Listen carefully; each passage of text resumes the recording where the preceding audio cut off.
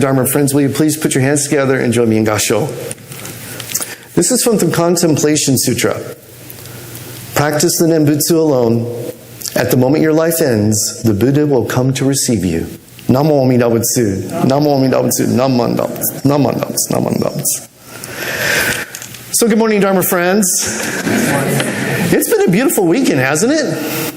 Not too hot. So yesterday, a few of you actually joined a special event at the Portland Japanese Friendship Garden. How many of you were there? Was anyone there? Yeah, okay, great. Yeah, so we did Obon in the garden there, and it was amazing. I got to tell you that the weather was fantastic. I actually was bragging about it with some friends afterwards who are still in Phoenix, who had texted me and said it was 115 degrees in Phoenix yesterday. I'm like, hey, it was like in the low 60s. In the morning, and then only got up to the low 70s. It was great. But then I learned from talking to people that this weather is unusual. Yeah, it's unusual. So it's just a reminder, that when we experience something that's joyful and pleasant, it too is impermanent, right? We want to enjoy those moments while we have them. And hopefully next year it will be, just as cool as it was. But I really feel like as a temple, we have lucked out between our own Obon and also Obon in the garden, because both days were spectacular. So last week, if anyone was trying to find me and you couldn't, I apologize, because I was actually out of town. I was in Denver, Colorado for the biannual ministers meeting, which they also call Fuken. And it's an opportunity for, all the Kaikyoshi ministers to come together and reconnect with one another and converse and, kind of catch up on things. And for me, it was my very first one. And I'm not Kaikyoshi yet, but I was, honored to be invited to attend. And I had a great time. I saw many old friends and made a lot of new friends, including a gentleman who's from the UK, who's actually a minister there. So yes, there's Jodo Shinshu in the UK, in Europe, and actually on every continent except for maybe Antarctica. To get there, Karen and I got up really early on Tuesday morning. It was the second time since moving here that I was up before sunrise. So Karen took me to the airport, and it was a beautiful drive. We got to watch the sun come up before we got to PDX. So that first day when we arrived, we had an initial meeting, but then we actually got to go and see a baseball game. And so this is Coors Field that's over my shoulder. And the Colorado Rockies were playing the Los Angeles Dodgers. We had really good seats right behind home plate. You can see that right there. But Coors Field is a mile high. And I think by the time we got up to our seats, it was another mile. I was in the very last row. But still spectacular seats to be there. And can anyone guess who won the game?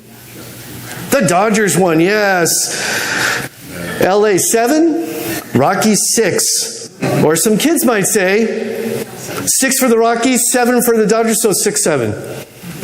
Okay, I'm sorry. I've always wanted to work that into a Dharma message. I'm done. I did it. Checked it off the bucket list. It's done. I will never bring that up again. But this game was really fun because I got to see for the very first time in person Shohei Ohtani make a home run. Has anyone ever seen Shohei Ohtani make a home run before in person? Not yet? How about on TV? Yeah, okay, I see some people nodding their heads. Yeah, it's absolutely spectacular. I mean, he cracked that ball, it went flying. He didn't even start running because everyone just knew it was going to be gone. It was incredible. So it was a fantastic game, had a lot of fun. And then, we continued on that week with our Fuken meeting and ate some great food, met some fantastic Dharma friends in Denver. And I came home late on Thursday evening. So I'm going to ask you to kind of just back up your brains, your memories, just a tiny bit to think about the message I shared at the very beginning when I started talking. Not the belly breathing, but the one about practicing the Nembutsuge alone. And at the moment your life ends, the Buddha will come and receive you. So that phrase comes from the Busetsu Kamu Yoju Kyo, otherwise known as the Sutra, a contemplation on the Buddha of immeasurable life, or just the Contemplation Sutra. So that's one of the 3 Pure Land Sutras that Jodo Shinshu pays very close attention to, and all of the teachings of Shinran Shonin come from that sutra plus 2 others. So within the Contemplation Sutra, Shakyamuni Buddha encourages ordinary people that they should practice the Nembutsu alone. And that's because when they wholeheartedly entrust themselves to Amida Buddha's compassionate working, at the moment their life ends, the Buddha will come to receive them in the Pure Land. So just the Nembutsu. There's also a following line that I did not share at the beginning, and it goes like this.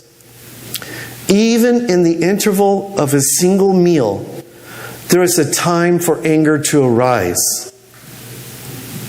What does this mean?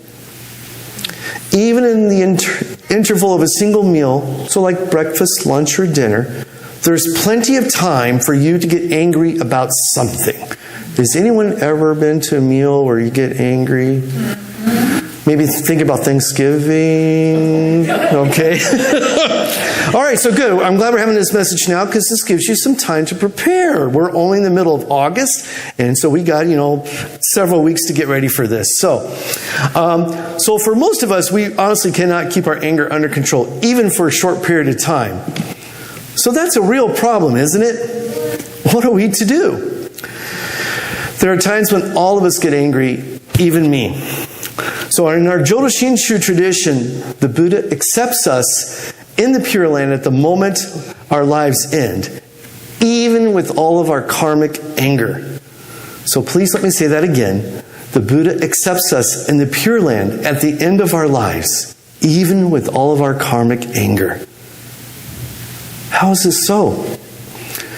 Well, simply put, it's because of the compassionate working of Amida Buddha.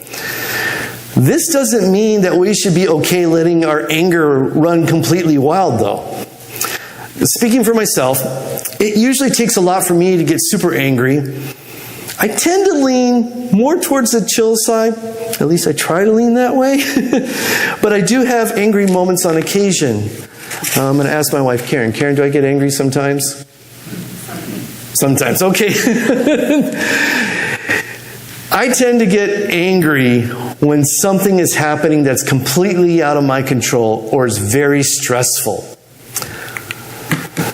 So I think one of the most stressful things that seems to generate anger amongst humans is going to be going to the airport. Can any of you relate to that? Okay. Remember, I went to the airport this week and I went twice. Trip out, trip back. Okay. I can get nervous when I fly. It's not the flying so much. I actually like some turbulence, a little excitement here and there. But, so the flying doesn't bother me. I don't get angry about that. But getting to the airport, checking my bags, going through security, throwing my stuff so I can go through the super duper X-ray machine, finding out I left something of liquid in there, that kind of stuff is stressful for me. So I would like to share with all of you a true story when my anger went sideways. So a couple years ago, Karen and I had gone out for a weekend trip to San Diego. And we had a fabulous trip. I think it was actually one of the times I was guest speaking in the San Diego temple. But anyway, we had a good trip, saw lots of friends, went to the beach. Quick trip, came home fairly late on Sunday evening so we could, both be at work the next day. Trip was flawless. We get to the airport, we go through security, no issue. We walk up to our gate, and we're like, where is everybody? We're looking around. All the other gates have people. We're like, well, maybe we're at the wrong gate. And then we look closely at our gate, though, and it says, oh, San Diego to Phoenix. Flight canceled. There was nobody at the gate. Nobody sent us a text or an email or anything ahead of time to let us know that our flight had been canceled. So we didn't know what to do. So even though he got through security and everything, we had to walk all the way back downstairs to customer service. And that's where we learned that they couldn't give us a reason why it was canceled. They said we could catch the next flight, which was 24 hours later. So already, we would miss a day of work. And also, if I wanted a refund, I would have to take actions into my own hands to get that refund, meaning that it was on me to log into the computer when I got home and request a refund. So,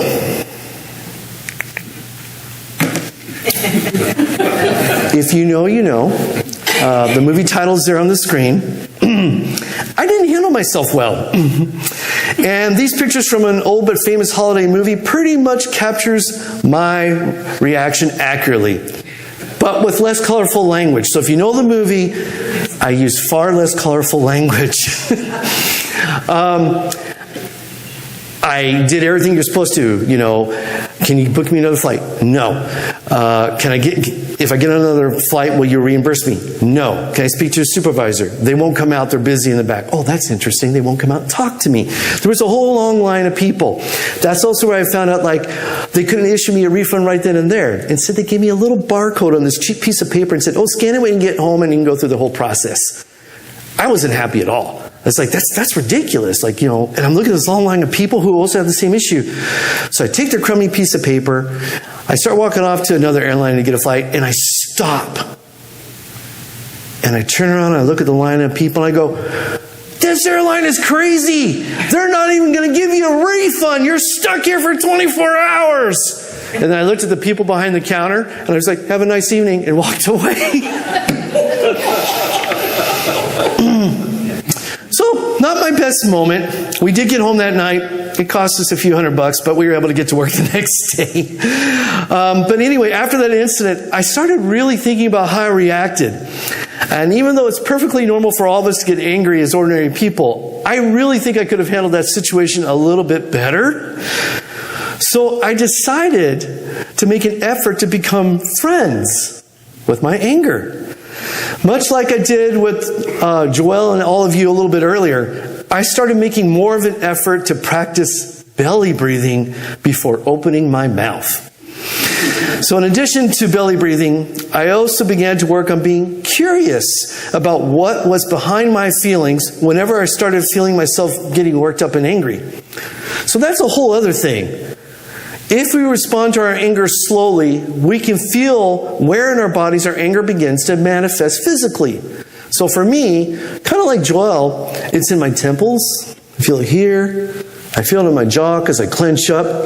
And I also feel it in my forehead. And I guess that's why they call angry people hotheads.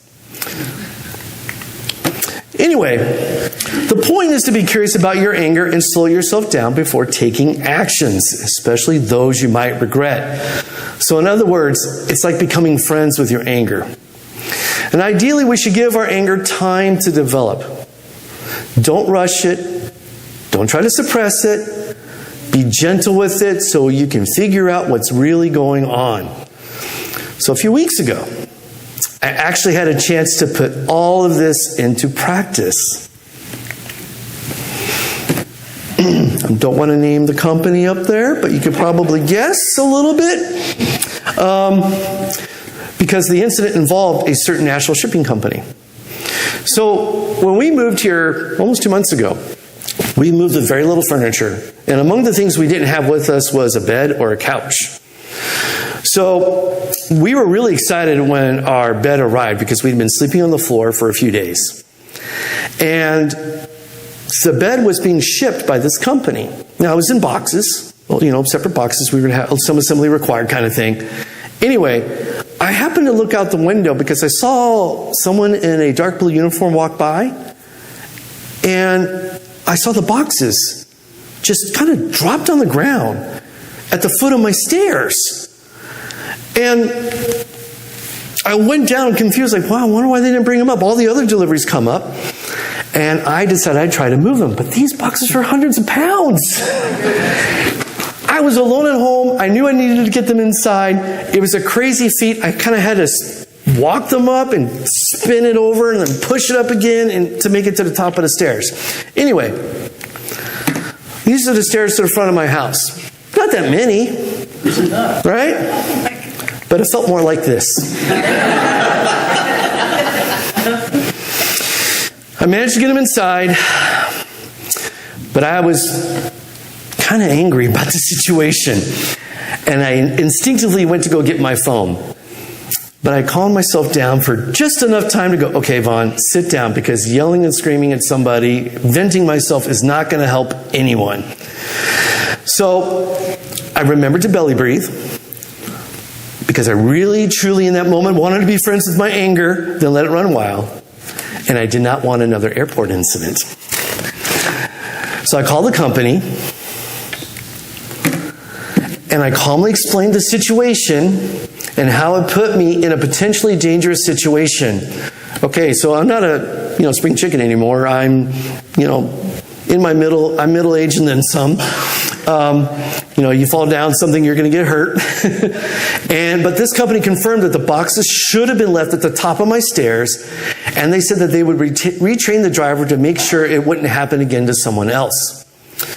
So because I had taken the time to slow down, belly breathe, and be curious enough to figure out exactly what I was angry about, I was able to express myself in a calm manner, and the company listened to me. And I even got a phone call just a couple of days later from a senior supervisor to apologize to me. So that was the company going the extra mile to say that they were sorry. That doesn't happen all the time. So this time the story had a happy ending, and I'm sure it was due, at least in some small part, because I kept a cool head about the situation, even though I was still angry about it. Many of you probably know that anger is one of the 3 poisons in Buddhism. Do you all know that? Okay, what are the other 2 poisons? Greed and what else? I heard it both. Sometimes we say ignorance or stupidity, right? So when we stick anger between greed and stupidity, we get an acronym. It's GAS. So, when we learn to be friends with our anger, we're less likely to pass gas all over the place, at least some of the time. And this is why we can try belly breathing to slow down our anger. But we cannot eliminate our anger or any of the 3 poisons through our own effort, which is why Amida's compassionate working comes to us. Because none of us can stop passing gas on our own, no matter how we try. We have to rely on Amida Buddha. So what are we going to do the next time we notice ourselves getting angry? What are we going to do? What are we going to do? We're going to try belly breathing, right? We're going to try belly breathing so we can be friends with our inner angry monster, just like what was on the video. But no matter how hard we try, and whether we can or can't, we can always say Namo Amida Butsu in gratitude for Amida warmly embracing each of us within its boundless wisdom and compassion, no matter how gassy we are in life. So thank you so much for listening, Dharma friends. Will you please place your hands together once more and join me in Gassho. Practice the Nembutsuge alone. At the moment your life ends, the Buddha will come to receive you. Namo Amida Butsu. Namo Amida Butsu. Namo Amida Butsu. Namo Amida Butsu. Namo Amida Butsu.